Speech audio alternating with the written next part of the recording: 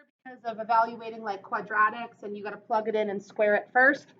But you might need to multiply or square some things without using a calculator. So what you would do first is like inside the parentheses, right? 2 plus 3 gives you 5. Then you're going to do 5 squared, right? So I'm really going to do 5 squared, which is 25. Then I'm going to do 5 times 25. What is 5 times 25? 125, right? But I put this as an example on there because it's a little bit deceiving. It's not the number -2 that you're squaring. See down below, there's -3 here that you're squaring. This is really like -1 times 2 squared. This negative is a coefficient. So you do the 2 squared first, and the answer is -4. I think that one gets students a lot. There's a difference between how number 2 is written and below it how number 4 is written. So -4 plus 5 would be +1.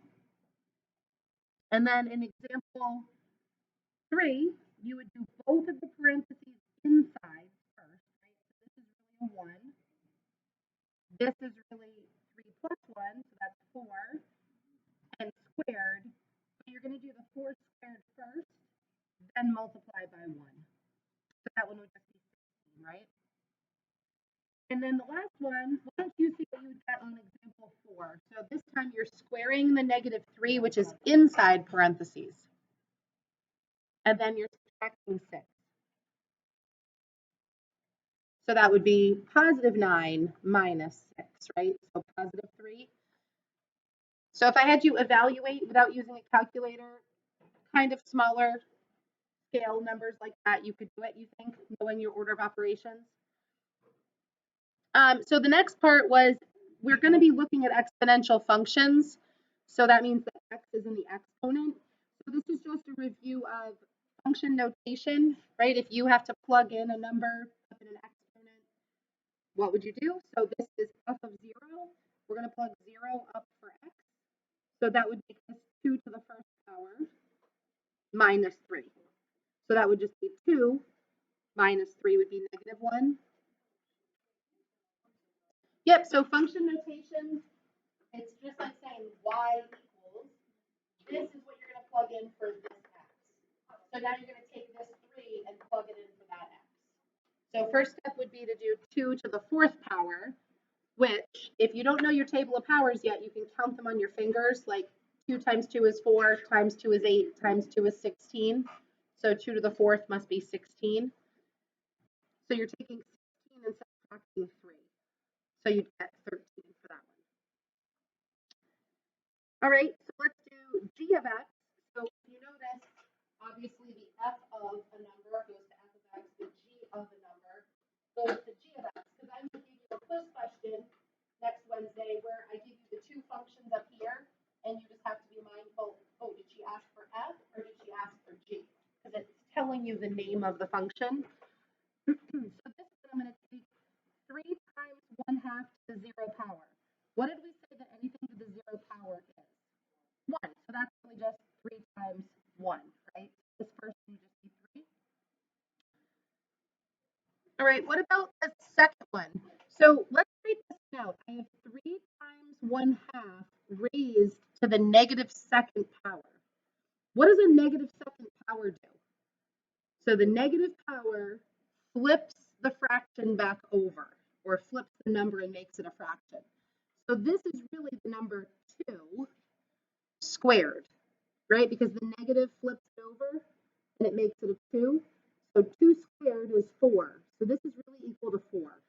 So 4 times 3 is 12. The negative exponents are going to take some practice. So the last thing here that is kind of review, but a little bit new for exponential, we're going to enter this into our calculator in the y equals menu. Make sure that we know how to enter an exponential function and fill in this table of values. So go ahead and plug that into your y equals menu, go to your table, and fill in those values for what you got. Does anyone need a calculator? There should be enough. So y equals menu.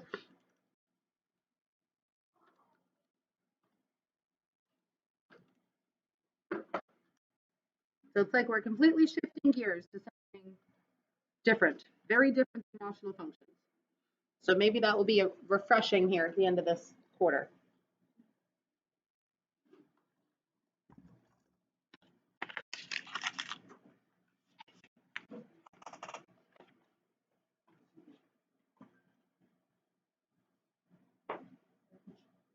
This already checked off, right? Yeah. You sure? Yeah. You didn't go back and do 2.5 yet, did you? That was the one you were No, I haven't done it. Okay. Oh, I have. Okay. Sure. Why don't I check it off now so I don't forget? Because I already put those in as zeros, so then I can fix them before. I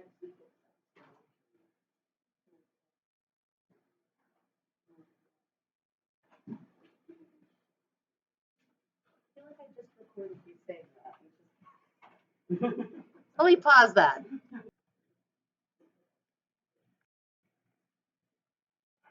Oh, this is not up there. That. So let's get -2 is at -7503, -1503, -303, -63, and then I have to jump all the way up to 20, right? So notice you kind of reach an asymptote of -3. It actually is not the number -3. So if you actually go over here, it actually has decimal places really far out. So essentially, because you are so far out, the calculator has to tell you that it's -3. That actually has an asymptote at -3. So it's converging to -3, but it never actually gets there. All right, so I'd like you to take a couple minutes on your own and answer questions 1 through 6 on the back page. Just practicing again with exponents, and then I'm going to introduce the graphs.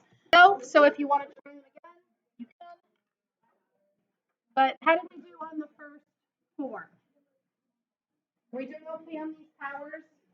To me, these are all, hopefully you can do them in your head. This one you might need to count. 2 times 2 is 4, times 2 is 8, times 2 is 16, times 2 is 32. Count that on your fingers. A negative exponent is just the reciprocal. Anything to the 0 power is 1, and then I gave an example like you could get to 64, like 4 cubed is 64, 8 squared is 64, right? 2 squared is 4, 4 to the first is 4. I think she ends in there. Oh. Oh.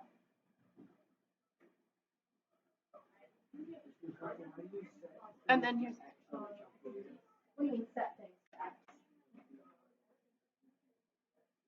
I don't think you can. You can change them to inequalities. I don't know if you can graph for inequalities. No, because it's just the only case of these were vertical lines. The function of, I think so, in total mode. No, that's R. And parametric mode, I forget what it is. Yeah. X and Y. X is a function of t, Y is a function of t. So I don't know if that would work. Any questions on order of operations, evaluating exponents? This you would use your calculator for. I wouldn't expect you to know those in your head. But function notation, you feel like you're okay? I'll just some basics on evaluating with exponents. So I just want to show you the parent functions so that we've seen them today, and then we'll practice with transforming them. But it's all the same rules from unit 1, the left, right, the up, down. So we keep using that in this unit with exponents and logs. So hopefully it'll be fresh in your mind by the time you do your final exam because we keep using it. Can I move it? Okay. So here is kind of just an introduction to the graphs. I think you know what they look like in general. Like this would be exponential increasing, and then this is exponential decreasing. But where do those key points go on the graph? And I wrote up at the top, remember, anything raised to the 0 power is 1. So the y-intercept is always 0, 1, as long as it hasn't been moved up, down, left, right. So that you're going to use a lot to get the y-intercept. So let's make a table of values. These are all growth functions, 2 x and 3x. These are decay functions, 1/2 to the x or 1/3 to the x. So here's a question for you. How would you classify a function like 1.5 raised to the x? Would that go with growth or would that go with decay, do you think? 1.5 to the x. Is that getting bigger over time or is that getting smaller over time? So if I start with a population of like 80 beetles and I multiply that population times 1.5, do I have more beetles or less beetles? More, right? So 1.5 is a growth function. What about 2/3 to the x? So if you start with 80 beetles and you have 2/3 as much, do you have more or do you have less over time? Less. So 2/3 to the x actually goes down with decay. Your population is decreasing over time. All right. So where would you put 8/3 to the x? Is 8/3 a growth or a decay? And how do you know? Because it's what was it? It's more than 1. So the idea with growth is that it's bigger than 1. If it was 1, you would get your 80 beetles back, right? If you multiply 80 times 1, you still have 80. But if you have times more than 1, you're growing your population. Less than 1, you're decreasing your population. So maybe you can use the beetles. That's how you like beetles. So are you scared of them? Yeah. Really? I'm scared of any insect. Okay. So you could think of it as multiplying your money, right? You want your money to increase. Okay, so yeah. So values, but I have -2, -1, 0, 1, 2, and 3. What are the y values for this function? Let's start with 0. Anything to the 0 power is what? 1, right? So even if I don't know anything in this table, I know that anything to the 0 power is 1. And I think positive powers are easier. So like what's 2 to the first power? Itself, 2. What's 2 squared? And what's 2 cubed? 2 times 2 times 2. 8. When you go backwards, you're just taking the reciprocal of the partner, right? So this would be 1/2 because I'm taking the reciprocal. This would be 1/4 because I'm taking the reciprocal and squaring it. So in your table, if you go backwards, it's just reciprocals. This would be 1/2. This would be 1/4. So let's get those points. I like setting up my y-intercept. I know that's 0, 1. And then I always go forward first. I say 2 to the first power is 2. 2 squared would give me 4. And 2 cubed would give me 8. And I usually never graph these other points because I know that they just get smaller and smaller and smaller as fractions. And if I kept going, I would be at 1/8 and then 1/16 and then 1/32. So I usually just kind of draw my tail that it goes in this direction. But this is an asymptote, so don't let it go below 0 because that's something new for exponential functions. They also have asymptotes. All right, so 1/2, 1/4. Don't go below 0. Some of you on rational functions, you get a little bit lazy with what this thing is doing. This should not go below 0. And then you can write that there's this dotted asymptote along the x-axis at y equals 0. So your asymptote is a key feature of your graph.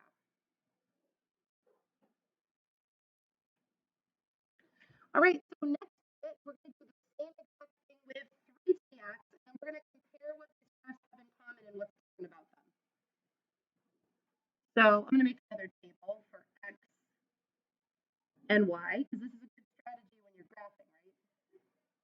Make a table of values and fill in X and Y.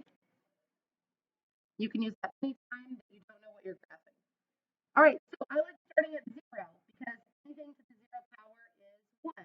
So my y-intercept is always 1. I know 3 to the first power, that's 3. I know 3 squared, that's 9. How do I go in the other direction of my table? It's just reciprocal, right? So if this is 3, then this is 1/3. And if this is 9, then this is 1/9. So reciprocals, negative exponents aren't scary. They're just reciprocal of that partnered number, the positive of that. So a lot of things look the same. I'm starting at 0, 1. I just do a little bit steeper. 1, 3, 2, 9, and then these are getting close to 0, 1/3 and 1/9. They both have an asymptote at y equals 0, though. So if you compare them side to side, you almost couldn't tell the difference, right? They both have the same y-intercept. One just gets steeper at a faster rate, right? Do you want to double your money or do you want to triple your money? You want to triple your money, right? So doubling or tripling would be better if it was money. It would not be better if it was the spread of like a virus or something. So growth, this is both growth. They both have an asymptote at y equals 0. They both have an intercept at 0, 1. So I'll kind of review all those things next time when we start moving these around.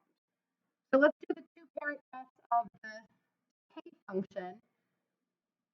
If you notice, this is 2 to the x. This is 1/2 to the x. They're closely related. So when we do our table, we're going to see that the points basically get shared. All right, so let's fill in our table this time. I always start at 0 and I go forward first, and then I just, do the reciprocal. So this time I have 1/2 as my base. When I plug in 0, anything to the 0 power is 1. When I plug in 1, anything is itself. I would get 1, 1/2. What would I get next? If I square 1/2, what's 1/2 times 1/2? Do you know how to multiply fractions? 1/2 times 1/2. You just multiply the numerator across, and you multiply the denominator across. So you'd have 1/4, right? Not 2/4, 1/4. So in my table, I would have 1/4. What's the reciprocal of that? So the reciprocal of 1/2 is 2, and the reciprocal of 1/4 is 4. Aren't these just the exact same tables in reverse? These two tables, right? This goes 1, 2, 4, 1, 2, 4 in reverse. This is 1, 1/2, 1/4, 1, 1/2, 1/4. So these are just mirror images of each other. One is growth and one is decay. So if you don't have to memorize these, you can kind of make a table and figure them out. So this is at 0, 1, 1/2, 1/4 in this direction, and 2 and 4 in this direction. So this is my decay graph. It is just a mirror image of that 2 to the x graph, right? There's reflections over that y-axis. So this is 2 to the x, and this is 1/2 to the x. They're just reflections over the y-axis. So you can do the 1/3 the same way. So for the 1/3, I'm going to skip doing the table. You're going to use the graph that's up above, right, 3 to the x, and you're going to flip for me over the y-axis and graph 1/3 to the x. So take a minute on your own and see if you can graph 1/3 to the x.